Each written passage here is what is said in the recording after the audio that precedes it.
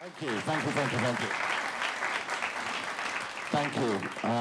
I hope you can all hear, and thanks to CoinScrum and obviously to Blockchain for supporting this event. The CoinScrum epithet, communities in blockchain, community is a very important word, I think, in the cryptocurrency industry. I remember back in my earliest exposure, back at the Blockchain Foundation conference in Amsterdam in 2014, I met Wences, who was giving a lecture about different kinds of money and the characteristics of money and how gold and fiat money compared with Bitcoin, which was a really transformative moment in my journey for crypto. And I came to the conclusion, listening to Wences, that the most important thing about a currency of any kind is the sense of community. No matter how it's structured, what the rules are, what it's backed by, a sense of community is the most important thing. And I think the Bitcoin community is absolutely fantastic in supporting our own movement, but I believe our community is under a little bit of a threat here in the UK and possibly elsewhere at the moment. Paul's going to hit me with the crypto scepter if I talk for too long, because I usually do.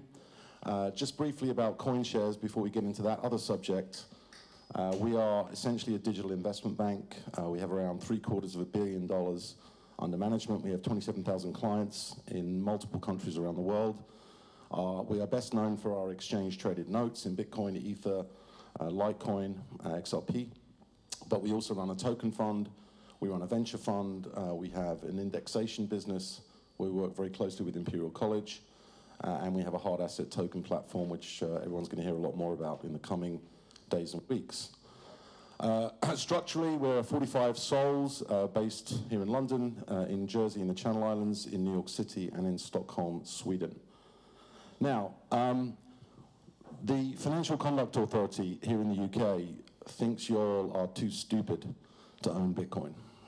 They think it's too dangerous, too volatile, that there's not enough information around Bitcoin available to the public, that the prices are manipulated, that there's massive security risks, and they have deemed this to be inappropriate. And what they are doing currently is something quite unusual, and it's called an intervention, and it is a procedural steps which essentially serve to act within the European Union's framework of financial regulation under special circumstances. And such special circumstances were last invoked for the companies that were doing payday lending and lending people money at 2,000% and sending them threatening letters and so on. So it's a pretty high standard. They're now actually applying this same standard to the cryptocurrency industry, especially, well, specifically in terms of where it relates to retail investors.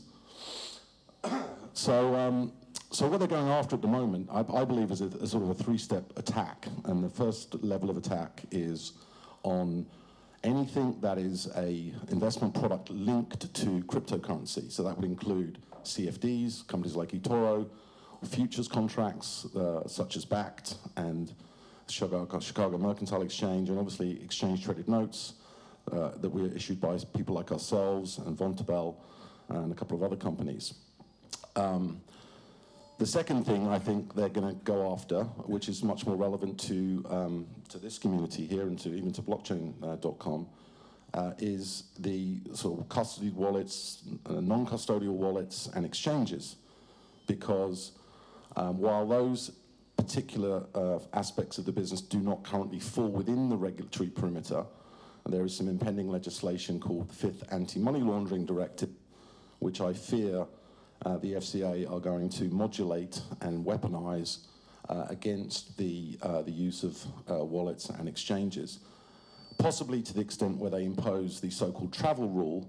And the travel rule is what happens with traditional fiat money transfer systems, where all kinds of information about the recipient and about the sender of fiat currency are contained in cross-border transactions, to something which is completely against the cryptocurrency ethos and what we're all trying to do. And finally, whereas they seem to be uninterested in professional investors and institutions, groups I think are very important to the ecosystem because they essentially form the basis for sourcing investment into our ecosystem. while professional investment firms are currently excluded from this attack, they are making it very clear that any professional investment firm has underlying investors down to the bottom level, they're individuals, and that those individuals should not be exposed to the perils and the risks of cryptocurrency.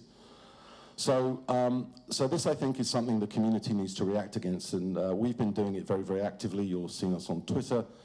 You'll be seeing a report we're going to publish tonight before midnight because the consultation closes that will rebut, in a very data-driven way, a lot of the assertions that are being made by the FCA, and hopefully also encourage other regulators who are looking at the FCA's report and wondering if they should implement the same things in Germany, France, and Sweden, and other places, not to do it.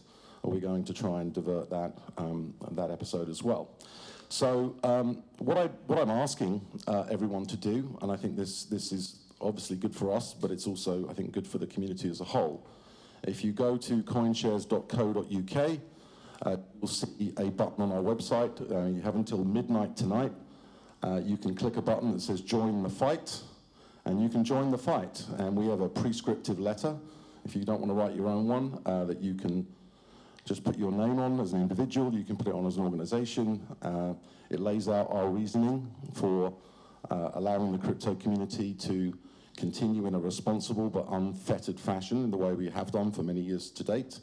And we hope that you will join us and submit those requests. I think we've had over 350 already so far, which is a very, very large number for this kind of activity. So with that, I'm going to not get hit with a crypto scepter for running over my time. I really hope you can support us, and I look forward to the conversation we're going to have. Thank you. Thank you, Danny.